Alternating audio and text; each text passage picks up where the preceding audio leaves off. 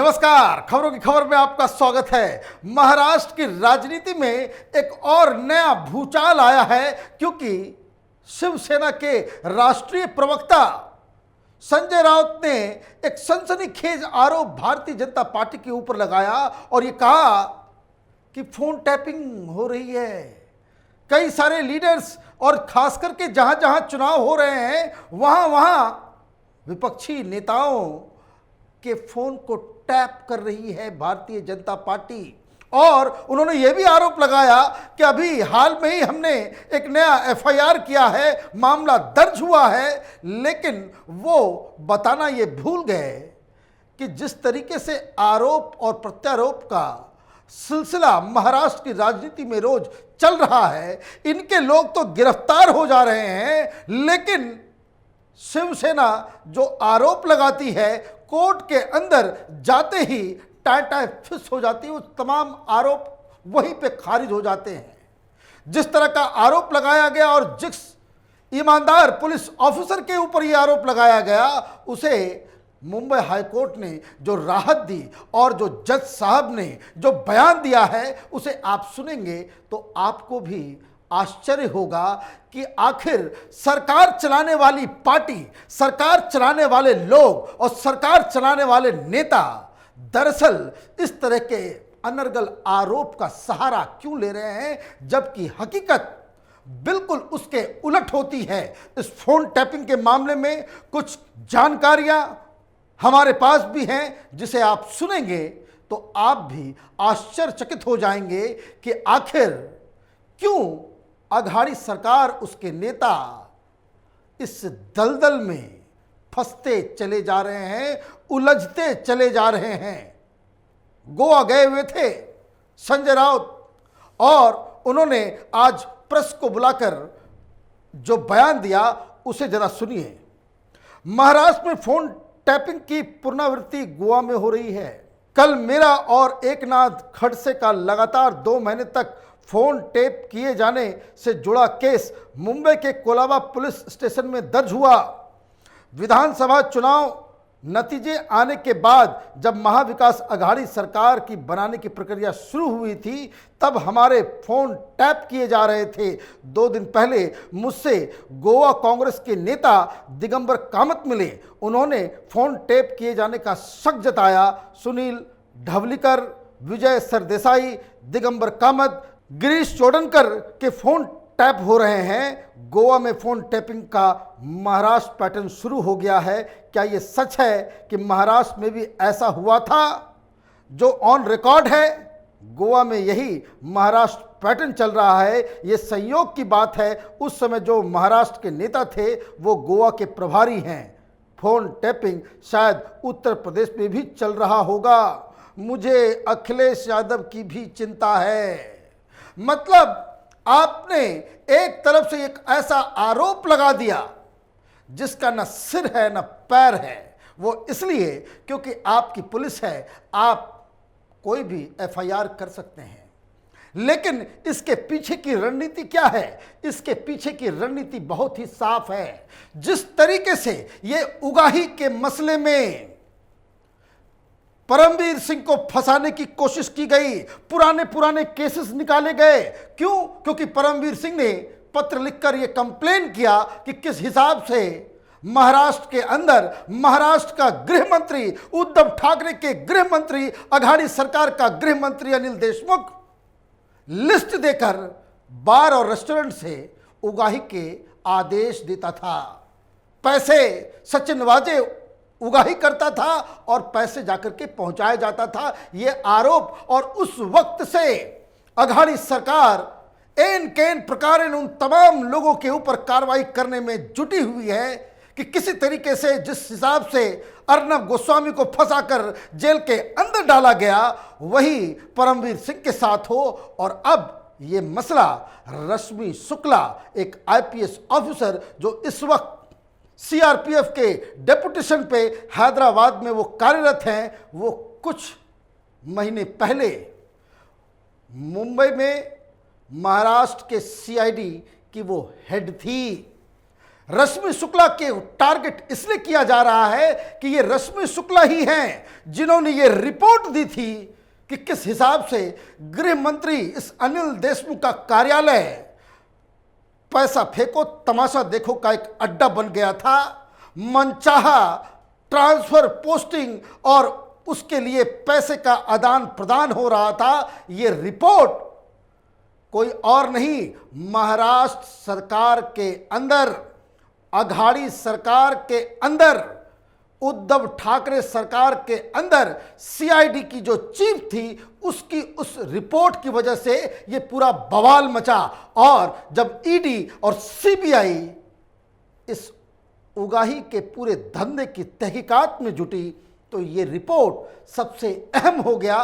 तो उस रिपोर्ट को ही इलीगल करार देने के लिए कि वो एक पॉलिटिकल बैटिंग कर रही थी, भारतीय जनता पार्टी के लिए काम कर रही थी, यही मुख्य उद्देश्य है इस आरोप का, ताकि परमवीर सिंह और रश्मि शुक्ला इतना ज़्यादा तंग हो जाए कि ये अपने कंप्लेंट्स को वापस ले ले ताकि अनिल देशमुख की रिहाई हो सके। लेकिन ऐसा हुआ क्या? जैसे ही मुंबई में एफआईआर दर्ज किया गया, रश्मि शुक्ला मुंबई हाईकोर्ट पहुंच गई।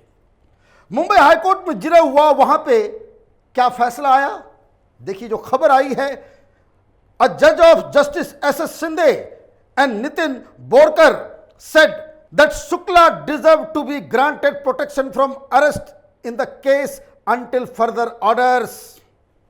Since prima facie it appeared that she had been singled out in the FIR, we are convinced that the petitioner deserves protection. The petitioner is a high-ranking officer holding responsible post and therefore she needs to be given protection forthwith. अगली सुनवाई 25 मार्च को है। Mumbai police जो करना चाह रही थी, अघाड़ी सरकार जो करना चाह रही थी कि उसको गिरफ्तार किया जाए, फिर उसके बाद न्यूज़ बने और एक नया सिलसिला शुरू हो जाए कि एक तरफ जो भारतीय जनता पार्टी की तरफ से नवाब मलिक की इस्तीफा की मांग हो रही है, उससे जो बवाल मच रहा है उसको शांत करने के लिए आप काउंटर अटैक कर दे और ये कहें कि ये जो सारी चीज़ें हो रही हैं ये देवेंद्र फडणवीस के इशारे पे फोन टेपिंग रश्मि शुक्ला ने किया। और देवेंद्र फडणवीस का रिश्ता इसमें क्या है? वो रिश्ता ये है कि देवेंद्र फडणवीस ने 6.1 GB डाटा फोन कॉल के रिकॉर्डिंग के बारे में उन्होंने ये आरोप लगाया था कि किस हिसाब से उद्धव ठाकरे सरकार के नाक के नीचे ये गृह मंत्री अनिल देशमुख पैसे लेकर ट्रांसफर पोस्टिंग कर रहा था। अब इस पूरे खेल की सच्चाई क्या है?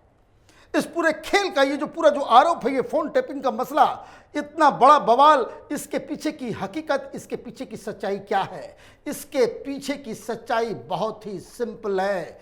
रश्मि शुक्ला सीआईडी की चीफ थी, उनको मालूम चला कि गृह मंत्री के लोग गृह मंत्रालय से पुलिस डिपार्टमेंट में ट्रांसफर पोस्टिंग के लिए इलीगल काम कर रहे हैं, पैसे लेकर के पोस्टिंग करा रहे हैं।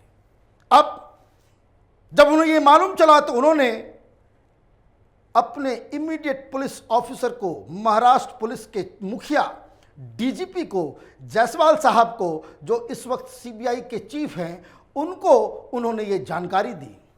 जब उनको ये जानकारी दी गई तो डीजीपी साहब एडिशनल सेक्रेटरी सीताराम कुंते के पास इसे लेकर के गए और जब ये मसला वहां तक पहुंचा तो रश्मि शुक्ला ने बाकायदा सरकार से ये परमिशन मांगा कि हमें फोन टैप करने का आदेश दिया जाए ताकि इस पूरे मामले की गहराई तक हम जा सके, और ये ऑर्डर उन्हें दिया गया। हिंदुस्तान में सरकार फोन टैप कर सकती है, उसके कानून हैं।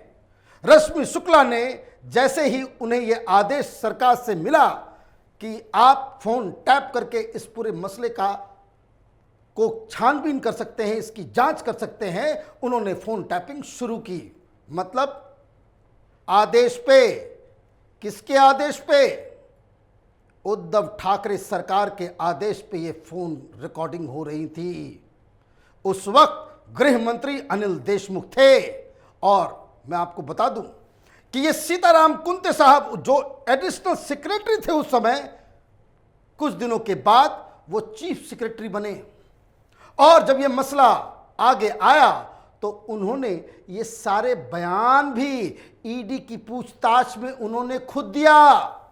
ईडी ने जब पूछताछ शुरू की तो सीताराम कुंते को भी तलब किया गया कि जरा बताओ ये किस तरह का खेल चल रहा था। तो उन्होंने कहा कि मुख्यमंत्री बहुत ही सीरियस थे। जब ये रिपोर्ट रश्मि शुक्ला ने दी कि किस तरीके से वहां पे ये सब कुछ हो रहा है, तो मुख्यमंत्री ने डीजीपी को बुलाकर बाकायदा आदेश दिया था कि इसकी पूरी सत्यता जांच की जाए और जितने भी भ्रष्ट लोग हैं, जो लोग ये दलाली का काम कर रहे हैं, उसके खिलाफ कार्रवाई की जाए। उस वक्त सचिन वाजे का खेल सामने नहीं आया था।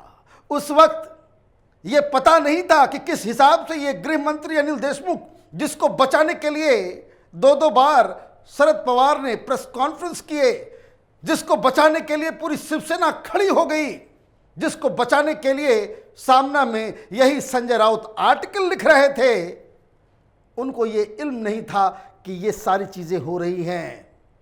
अब इसमें समझने वाली बात क्या है, जो इनसाइड स्टोरी इसकी है, इनसाइड स्टोरी इसकी यही है कि जब रश्मि शुक्ला ने ये बाकायदा अनिल देशमुख के खिलाफ ये रिपोर्ट तैयार करके सीताराम कुंते को डीजीपी को दिया गया, डीजीपी ने सीताराम कुंते को दिया, सीताराम कुंते ने इसे मुख्यमंत्री तक पहुंचाया।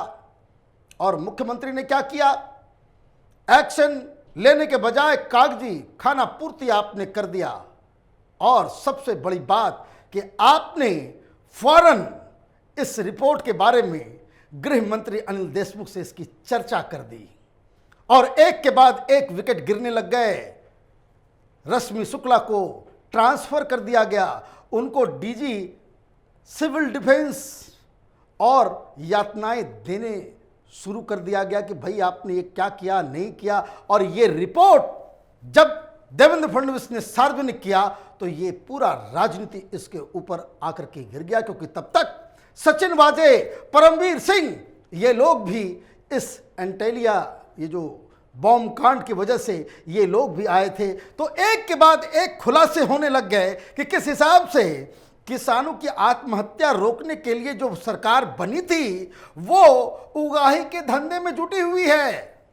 अब एक के बाद एक जिन जिन लोगों को आपने प्रमोट किया, जिन जिन लोगों को आपने प्रोटेक्शन दी, जिन जिन लोगों के सहारे ये सारा खेल चलता रहा, जो आपके अपने थे, चाहे वो सचिन वाजे हो, चाहे वो परमवीर सिंह हो, चाहे और भी कोई हो, ये सब के सब आपके खिलाफ हो गए, क्योंकि अब इनका फंसना तय हो चुका था। और इसलिए ये जो सारी चीजें हो रही हैं, कोर्ट को सब पता है।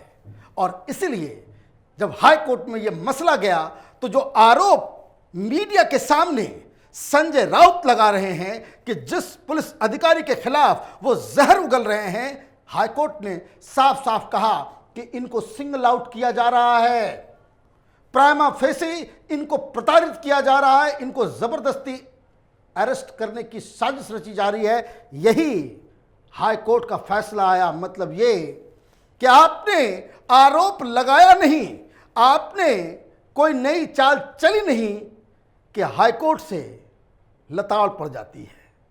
मतलब ये जो संजय राउत पिछले 15-16 दिनों से बाप बेटा जेल जाएगा, बाप बेटा जेल जाएगा, अब हम खेल करेंगे, अभी तो ट्रेलर है, अब फिल्म शुरू होगा, ये तमाम इस तरह की बातें जो कर रहे हैं, उसके पीछे कोई सॉलिड रीजन नजर नहीं आ रहा। गिरफ्तारी अब तक किसी की नहीं हुई है और जो कुछ आरोप लगाए भी जा रहे हैं उसमें कोई दम नजर नहीं आ रहा है। मतलब ये कि ये सरकार किस हिसाब से भारतीय जनता पार्टी से दो हाथ करे, किस स्ट्रेटजी से वो बीएमसी चुनाव से पहले भारतीय जनता पार्टी को सबक सिखा सके, इसकी कोई तैयारी, जिसको कह सकते हैं रीजनेबल तरीके से, ये लोग अभी तक नहीं कर पाए हैं। और इसलिए एक तरफ सरकार की साख जा रही है, दूसरी तरफ लोगों का गुस्सा भी बढ़ रहा है और तीसरी तरफ ये जो मोदी सरकार से दो दो हाथ करने की मनसा पाले शरद पवार हैं, उनकी साख बिल्कुल जमीन में धंसती चली जा रही है। ये मसला यहीं पे खत्म हो गया, क्योंकि हाईकोर्ट ने जो रिलीफ और जिस हिसाब से रिलीफ दिया है, ये फोन टैपिंग का केस एक बुलबुले की तरह उठाया तो जरूर गया, लेकिन समय बीता नहीं कि वो बुलबुला भी फूट गया। आप देखते रहिए कैपिटल टीवी। हमारे वीडियोस को लाइक कीजिए, शेयर कीजिए और हमारे चैनल को सब्सक्राइब कीजिए। धन्यवाद।